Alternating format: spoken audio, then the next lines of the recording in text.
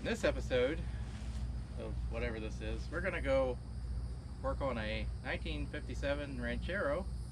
We're having some brake issues, and hopefully we can clear that up and get it running.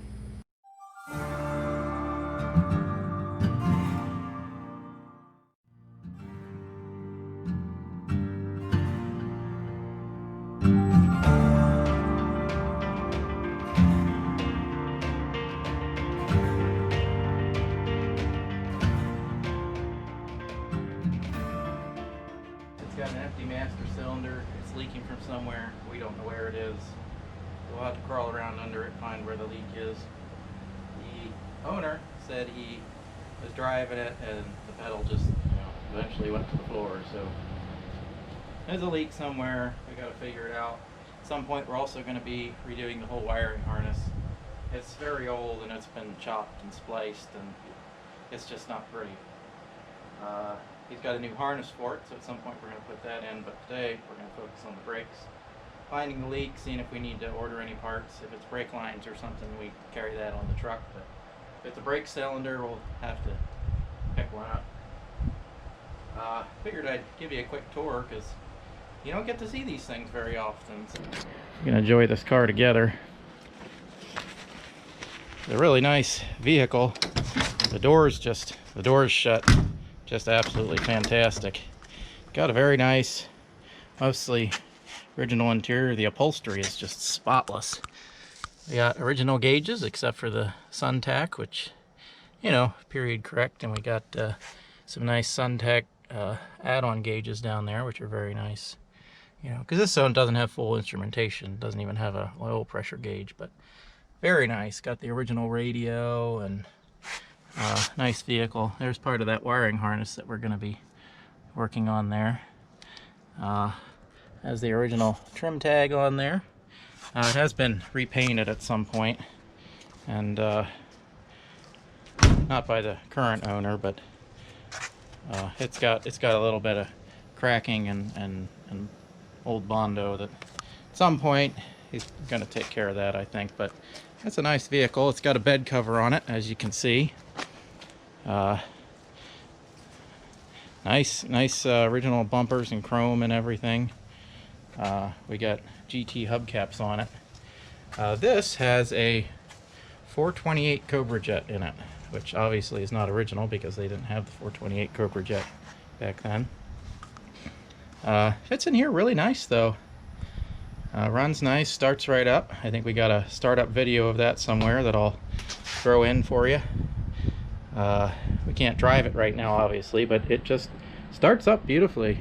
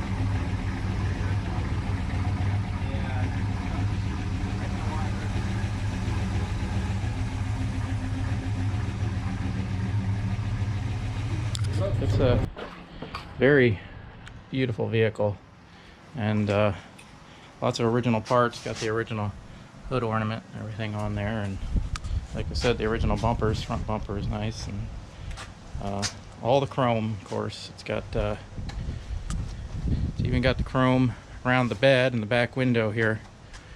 You can see this chrome here, and All the window chrome and window seals are very nice. And check out this bed cover. This is really cool. It's slick. I won't open the tailgate right now because I have to unsnap this, and I want to do that. Look at those exhaust tips. Very cool. But it's got the perfect stance and everything, you know. It's a sweet ride. So without further ado, let's get started on the brake work, if I can track down my assistant who went missing. Okay, so preliminary inspection. I don't see leaks anywhere, but the master cylinder has been dry for so long that, you know, it could have just tripped away or dried up. So we're going to fill the master cylinder. We're going to pump the pedal and see if we can get any fluid out of it. At least we will if I can convince my lovely assistant to get out of the shed and come over here and help me. Okay, so we put some fluid in the master cylinder, and she's already eaten a good bit, and I came back here, and yeah, there's a nice brake fluid puddle back here, and I think I'll get you back here. Sorry about that. There's a, I don't know if you can see it, but there's, well, it's dripping there, but there's a big old leak right there. So I think we found our leak. It doesn't look like the brake cylinders are leaking. They look pretty good, and in the front they look pretty good as well. Probably can't see that very good, but I'll get contorted under here. All right, let's get out and rip into this.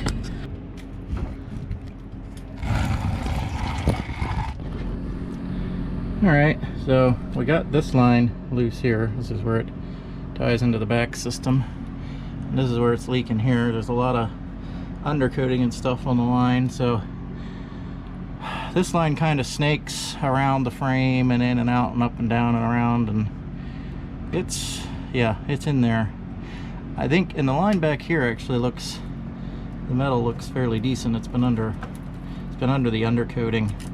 I think this section was exposed and maybe rusted through, so I think what we're gonna do is snip it somewhere along here in the best spot we can do and put a fitting on and reflare it, and then we'll bend up a new section to go up here, I think.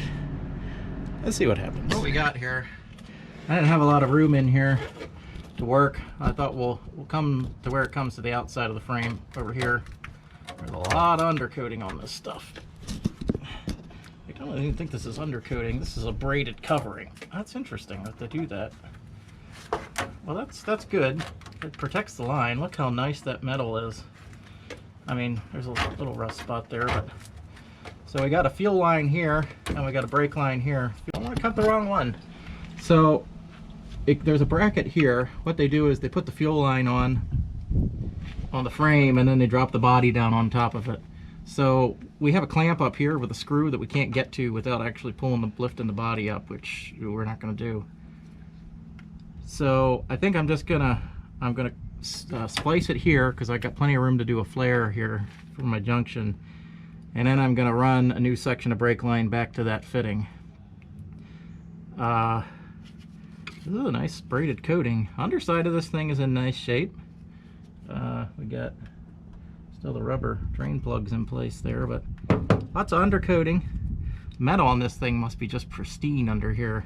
If the brake line and fuel line are any indication, they have this, they're in this, I don't know if you can see it, but they're in this braided shell, which, I mean, it has to be factory, because I don't know how you'd put it on and get those clamps on without pulling the body, unless it has some kind of full restoration. But you can see the metal underneath. It's just, I mean, it's pristine under there. And this runs the whole length of the brake line, front to back, and the fuel line as well.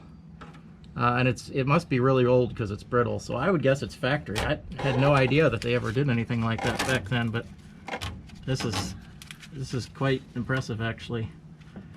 It's held up all these years and certainly protected the metal. So what we're gonna do is bend this out so we can get a tubing cutter in there.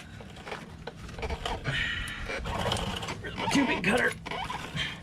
We're gonna snip this off and put a fitting on and reflare it. And then we'll be able to put on our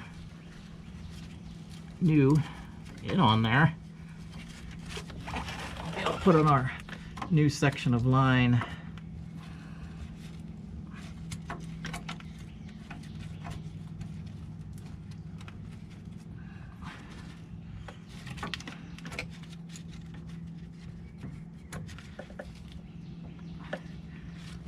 This is a brand new tubing cutter I've never used before.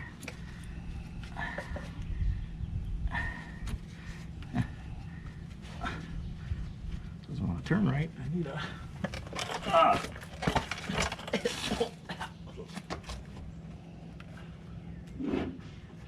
helper device. There we go. I could have set this down and went and got that, you know. I don't think the camera person gets paid for that.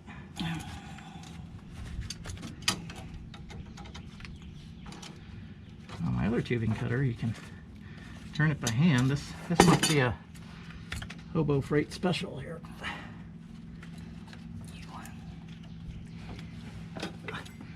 Well, this brake line here that we're splicing into is just absolutely spider eggs. Just absolutely perfect. Spider eggs? Yeah.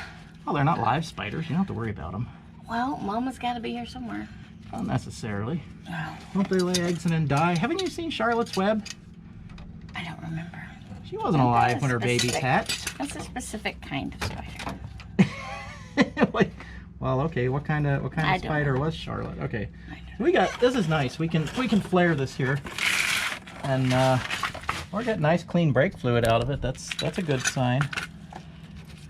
So we'll clean that up and put a fitting and a flare on there once we figure out what fitting we need. And yeah, okay. We'll get back with you in a minute here. So we got a section of line cut here. It's a little bit too long. Here's the old section we pulled out, which you can see it a little better out here in the light. This is about where the massive hole was in it. But there's actually more than this. There's a section out here that we left in the vehicle that goes up over the frame, and that's where the connector ties it down, and I can't get to that connector. So we're gonna leave that little section in there. So what we have here is, we're gonna, once we get it in the vehicle and I get it bent properly, then I'm gonna shorten it up to what I need. So we're gonna put one flare connector on this end, and then we're gonna go under the car, and we're gonna put the other connector on, and then we're gonna use a union, flare union, and we're gonna join the two. That's the proper way to do it. So we're gonna put a double flare on here.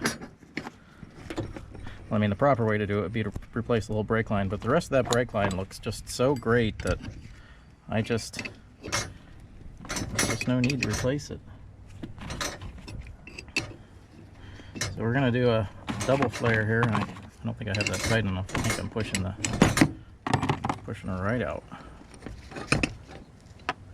Wow, somebody didn't tighten it tight enough. According to the instructions on this flaring tool, you put the anvil, this is 3/16 line, you put the anvil and you match the height of your tube coming through.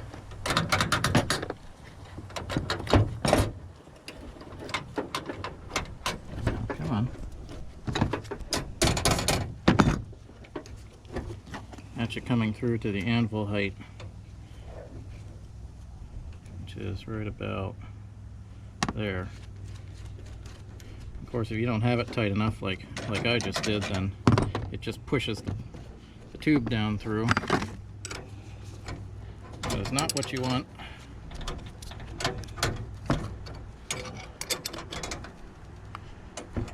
Make sure you get this tight enough that it grips the tube. The thing is, we don't have to worry about it here because we could always sneak it on, but make sure you put the fitting on first, because by the time you put the flare on, it's a little too late, you know. From experience? Yeah, you could say that.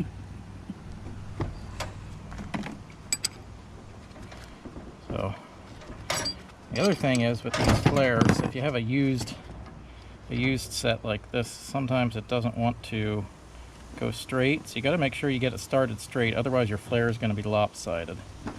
I don't know if I'm going to be able to get this straight or not. We'll see. This is just a cheap flaring set.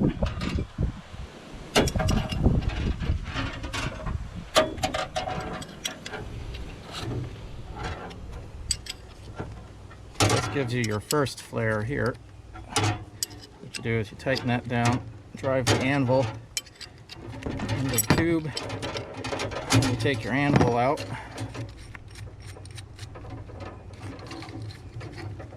Take your anvil out.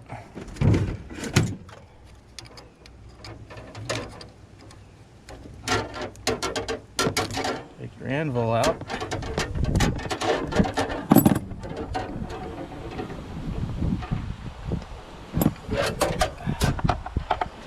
Actually not bad. And then it curls the top end, so then you're going to tighten that down, and you're going to take that and you're going to just press it down around the lip of itself.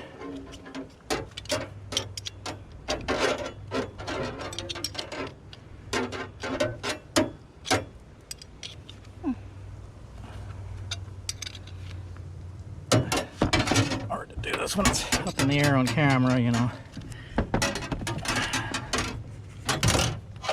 Alright, I think we got it. Now, what you've got is, you can see the flare is down inside now. So it's not just a flare up that can just pull out. To pull out, it has to pull out that whole arrangement there. Let me take this out of the holder fixture here. And then, yeah, I'm sure anybody doing this probably knows how to, anybody watching this knows how to do it, but so your fitting butts up against the flare, and then this has a matching flare to match the inside of that fitting, and it locks the two together like that when you tighten it down. So then you get a liquid tight seal. Well, hopefully a liquid tight seal. It's a little bit lopsided. Like I said, that these dies are a little bit used, and they're not expensive ones. So what we're going to do is go down there and we're going to put a matching flare.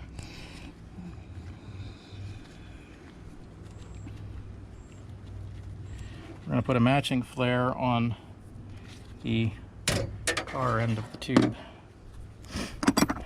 which, you know, working upside down on your back, that's always fun.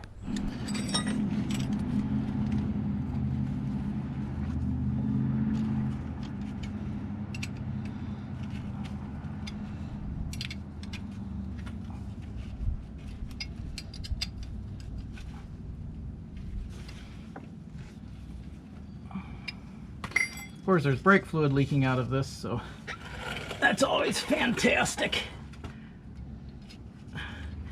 You know what we forgot to do? Why are you taking my hat off? We forgot to put the fitting on. And if you recall, I just had a note about that. You all watched me do it, not say anything.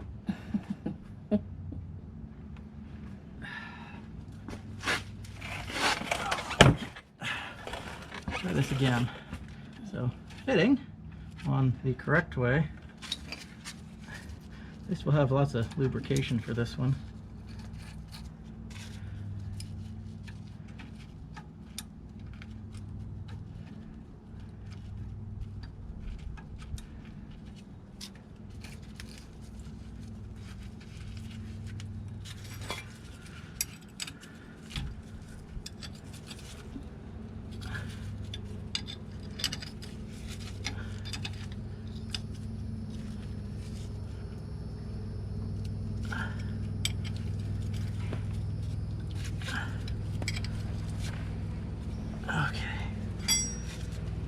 Anvil goes in.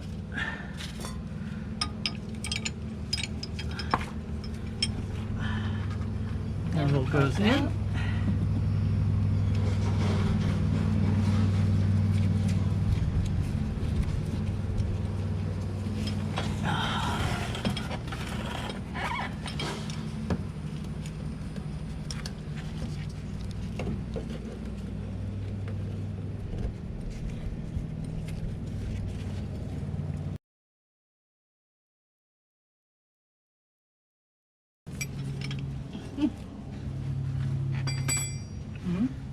You gotta see this mud dauber thing on the differential. It's very cool.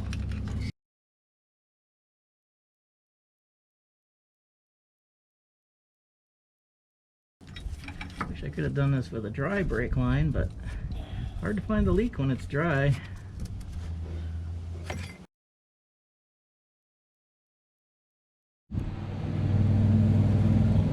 Let's see.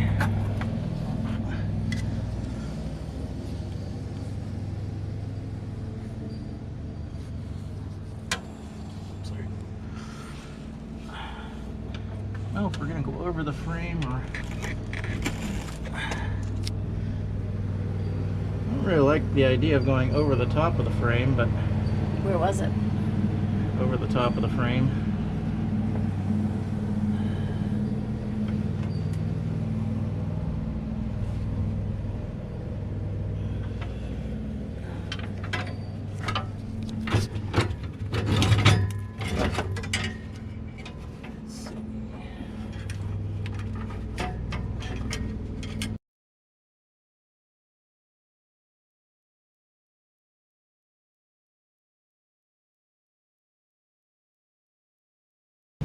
Almost let me forget. Put your fitting on first. Oh, thanks. Thanks for reminding me. Oh, you're welcome.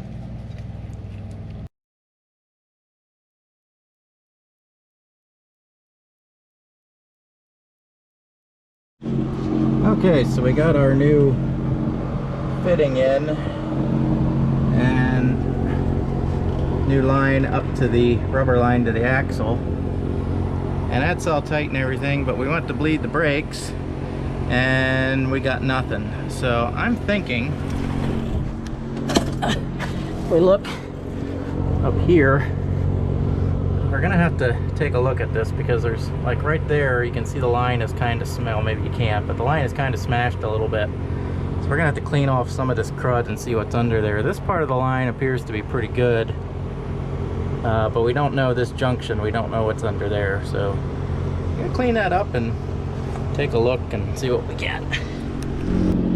Well, we took out the intermediate hose between the line to the rear and the axle line, and I tried to clean it out a little bit, but yeah, it's pretty well crudded up. It's old, and I think we're gonna have to get a new one. This end is good, but it must have backed up full of rust and crud on this end, so that's not gonna work. Let's see if I can find something, or if I have something. Well, this escalated quickly like it normally does. This is the rear brake line section that goes side to side in the splitter block.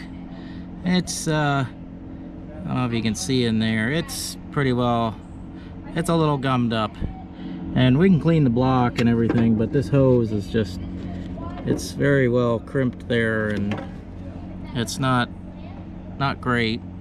It's probably all but blocked off there, and it's rusty, and so we're gonna rebend these lines and clean up this brake block and get a new hose, and just pretty much the brakes will be new from there back. So, well, that's fantastic. So, all right, let's get to work. All right, we got our new brake line bent up and flared. Cleaned up the brass block.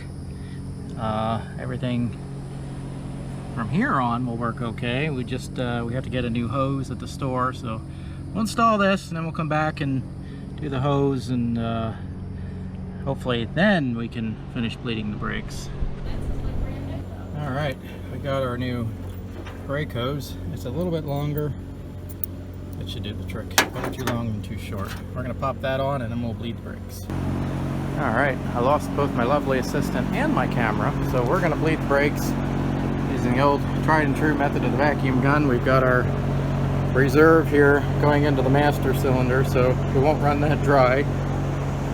And we're going to start back here at the back corner just to see what happens, because that's where we started before, and let's see what we get. Hopefully they bleed without issues now, and then we'll go to the front and see what new leaks we can discover. So we went to bleed the brakes, and sure enough, you know, the front brake hoses don't want to be bled, so we got new brake hoses. We're going to install them we're gonna re-bleed everything, and hopefully the brakes will work. You know, it's that cascade effect. You know, you take one thing apart and 6 more breaks. So I'm gonna replace those hoses and let's get to work. Okay, we got new brake lines, new brake hoses on the front. This one just comes across from the other side. This is the passenger side. Over on the driver's side, there's a splitter block right in there. Splits off to the back and comes across to this new brake hose right here. So we're gonna bleed them, and hopefully now we'll actually get fluid out of the front brake.